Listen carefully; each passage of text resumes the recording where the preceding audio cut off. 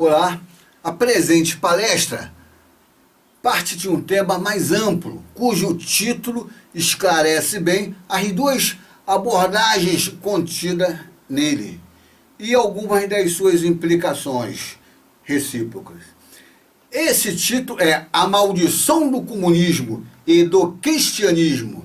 A primeira parte desse tema, mais amplo, que tem ao todo 5 partes, consta no vídeo palestra anterior. A banda podre da Bíblia. Queira ver. No presente vídeo palestra, vamos focalizar a segunda parte do tema geral. A maldição do comunismo. No artigo As estratégias de luta para a transformação social, focalizamos ligeiramente o modelo de formação social caracterizado pelo capitalismo de Estado. A exemplo daquele que houvera se estabelecido na União Soviética, na China e em outros lugares. Mostramos que esse modelo fora rotulado de comunismo e que aqueles que postulavam essa noção, então, passavam de modo falseado a ideia de que a noção de comunismo, esse tipo de comunismo, era próximo ou mesmo que se identificava com a noção de igualitarismo, ou seja, um sistema que preconiza a igualdade de condições justas e fraternas para todos. As elites dirigentes do capitalismo de Estado submetiam e exploravam, entretanto, seus segmentos trabalhadores e os excedentes desse, sob condições tão perversas quanto já o fazia a burguesia do capital privado. Em razão disso, a noção de comunismo ficou conotada negativamente com as características perversas do capitalismo de Estado, o qual fora desenvolvido, via de regra, através de lideranças político-intelectuais oriundas das classes médias e do corpo burocrático do Estado anteriormente vigente.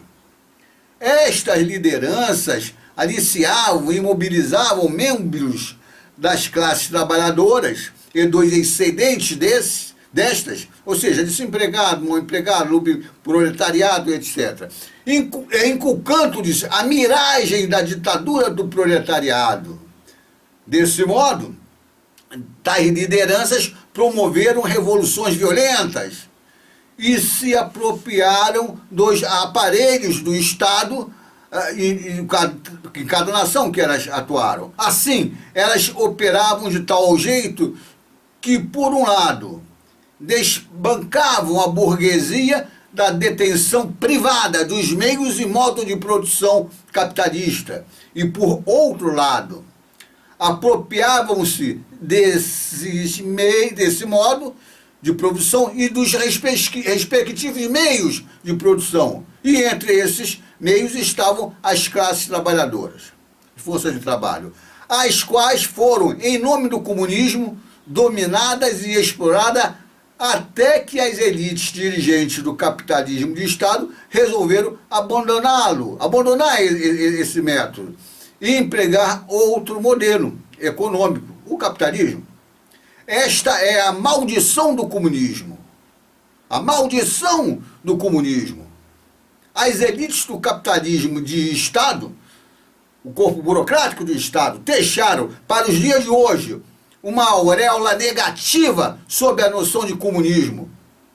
Desse modo, essa auréola vem prejudicando todos aqueles que valorizam o modelo de formação social justa e fraterna e igualitária, que podemos chamar de igualitarismo ou de comunismo.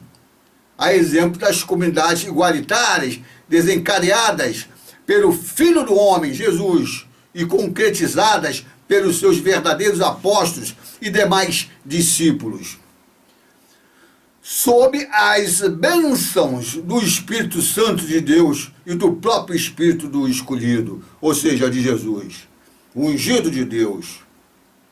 A tal concretização aconteceu a partir do momento em que o Jesus, então ressuscitado, designou na Galileia as lideranças servas que ele havia preparado como seus futuros apóstolos, isto é, mensageiros para levar a mensagem, para avançarem com o movimento revolucionário para todos os gentios, isto é, para todas as nações, além da judaica. Confira lá em Mateus 28, 9, 16, 20, etc. Movimento esse que era de natureza libertária, fraternal, radicalmente pacifista e constituído de núcleos igualitários que eram articulados entre si em redes descentralizadas, mas coordenados pelo anjo de Jesus e sua doutrina. Assim, os verdadeiros apóstolos do Mestre exerciam um modelo de liderança serva. Lucas denunciou do modo sofístico que lhe era próprio, seguindo o exemplo de Paulo, seu mentor. Ele denunciou o caráter revolucionário do movimento de natureza libertária e igualitária dirigido pelos fiéis seguidores de Jesus. Essa forma sofística de denúncia foi dirigida ao exemplo de como Paulo de Tarso, o anticristo, fazia. Foi dirigido às autoridades romanas, que Lucas chama honorificamente de Teófilo, ou Teófilos, amando ao Deus dos romanos. Esse modo sofístico de denúncia pode ser corroborado com a afirmação que consta no dicionário da Bíblia de Aston. Diz lá, nesse dicionário: considerando que Lucas se refere a Teófilo com o seu honorífico que Paulo se dirigia a Félix, supõe que Teófilo seja uma pessoa importante, possivelmente um oficial romano. John Wesley aponta para a mesma direção do dicionário da Bíblia de Aston. Diz lá, segundo John Wesley, o honorífico era usado para os governadores romanos. Teófilo seria um personagem importante de Alexandria. Vejamos o texto em que o discípulo de Paulo, o anticristo, denuncia de modo maquiavélico e sofisticamente ao seu Teófilo, autoridades romanas, os genuínos apóstolos de Jesus e as comunas dirigidas por eles. Diz lá no Ato de Apóstolo de Lucas, discípulo de Paulo: todos os fiéis viviam unidos e tinham tudo em comum.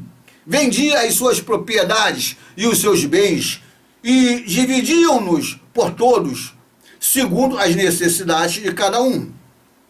Partiam o pão nas casas e tomavam a comida com alegria e singeleza de coração, louvando a Deus e cativando a simpatia de todos. E o Senhor cada dia lhes ajuntava outros que estavam a caminho da salvação. Isso está lá em Atos 44, 47. Diz ainda: a multidão dos fiéis era um só coração e uma só alma. Ninguém dizia que eram suas as coisas que possuía, mas todos eles eram comuns. Tudo entre eles era comum. Com grande coragem, os apóstolos davam testemunho da ressurreição do Senhor Jesus. Em todos eles era grande a graça.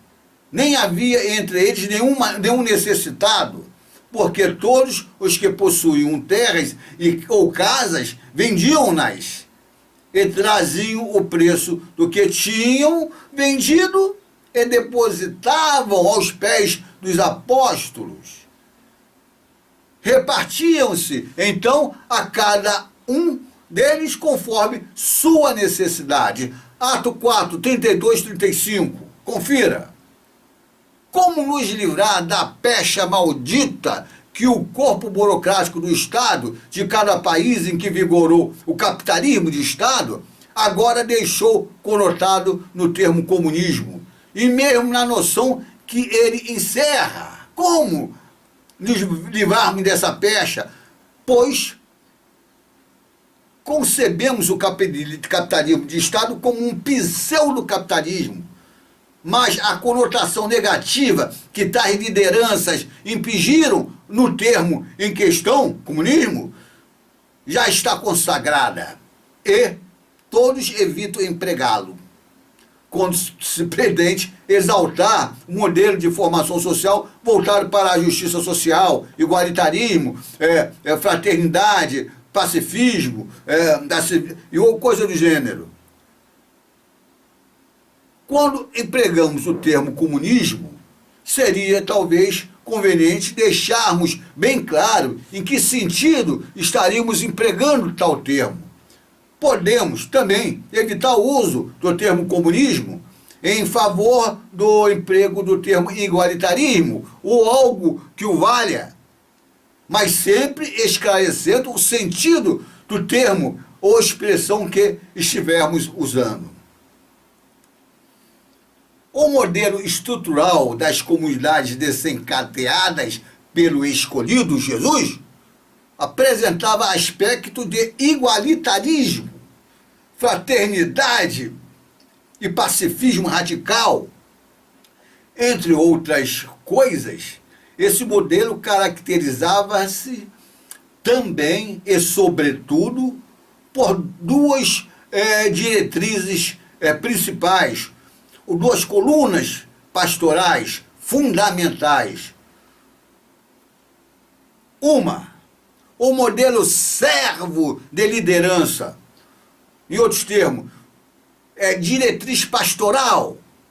Ao indivíduo dotado de capacidade de liderança e de organização, assim competia servir, isto é, fermentar ou salgar a massa, por amor a Deus do amor, do direito e da justiça, e ao próximo. Os discípulos membros das massas populares tinham que ser fermentados assim, os quais são carentes desses predicados, seja no campo intelectual, seja no campo político ou nas atividades econômicas propriamente ditas. Produção, distribuição dos produtos, etc. Eles são de senso comum. Nessa direção, Jesus ensinou, diz ele. Jesus, porém, se referindo aos 12, chamou e lhes disse: sabeis que os chefes das nações as subjugam e que os grandes as governam com autoridade. Não seja assim entre vós. Todo aquele que quiser tornar-se grande entre vós, se faça vosso servo. E o que quiser tornar-se entre vós o primeiro, se faça vosso escravo.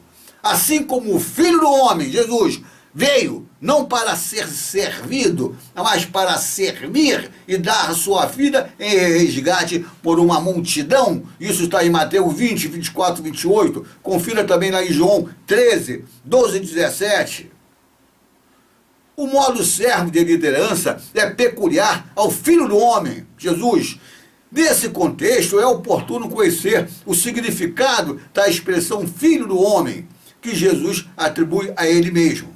Ou seja, o indivíduo humano enquanto unidade mínima, componente da sociedade humana, expresso na sua maior e plena perfeição e poder de atuar em todos os tempos em defesa do cumprimento da ética pessoal. Este modo de servir, isto é, este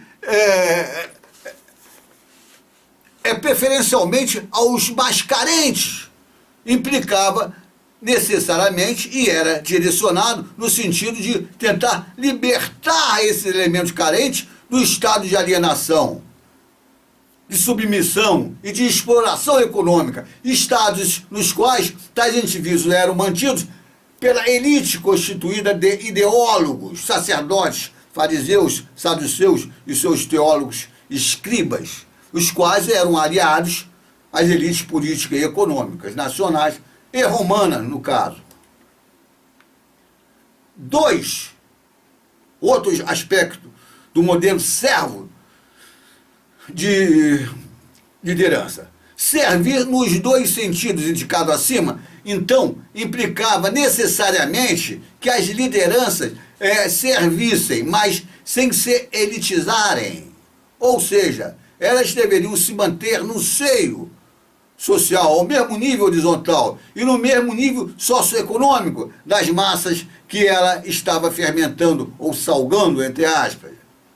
Este modelo de procedimento, de diretriz pastoral, consistia em agir diligentemente, no sentido de não estruturar a comunidade de modo piramidal ou hierárquico, pois o modelo de comunidade desencadeada pelo escolhido, Jesus, consistia num esboço de formação social revolucionária que se conflitava com o modelo hierárquico ou piramidal, tanto das formações sociais vigentes como das instituições religiosas hegemônicas e demais instituições sociais inseridas neste outro modelo de formação social, ou seja, hierarquizado. O mestre representara alegoricamente o modelo estrutural de formação social igualitário na forma de uma cidade descrita topograficamente como sendo quadrangular, ou melhor, um cubo perfeito. Isso está em Apocalipse 21:16. Confira. Isto é, a utópica cidade santa, Jerusalém que descia do céu, de junto de Deus, revestida de glória, da glória de Deus. Está lá em Apocalipse 21:10-11. Que há de se concretizar. Os genuínos apóstolos e fiéis seguidores da doutrina original, que o mestre lhes ensinara, assim mantinham funcionando as estruturas organizacionais das suas comunidades, de acordo com as duas colunas fundamentais que nos referimos. Por um aspecto, essas comunidades eram igualitárias, fraternais, radicalmente pacifista e anti-hierárquica. Ou seja, era horizontal. Por outro aspecto, cada uma dessas comunidades funcionava como uma assembleia, eis o termo igreja, revolucionária, que era aberta permanentemente ao público em geral. Assembleia na qual se discutiam as questões sociais que eram clareadas pela doutrina ensinada pelo mestre, a qual desencadeou o modelo de formação social libertário, igualitário, fraternal, etc. E queria que ele fosse propagado para todos os cantos do mundo. Jesus queria mesmo isso. Em suma, cada comunidade genuinamente fiel à doutrina do mestre consistia, por um aspecto, no esboço de um singular modelo de formação social, que representava as características já descritas, e, por outro aspecto, esse modelo era notadamente revolucionário. Nada tinha a ver com o capitalismo de Estado, que eles chamavam de fantasiosamente comunismo. Agradeço a sua atenção. Clique aqui embaixo deste link para ver o presente tema, mas na forma de texto e com a citação bibliográfica. Até a próxima palestra.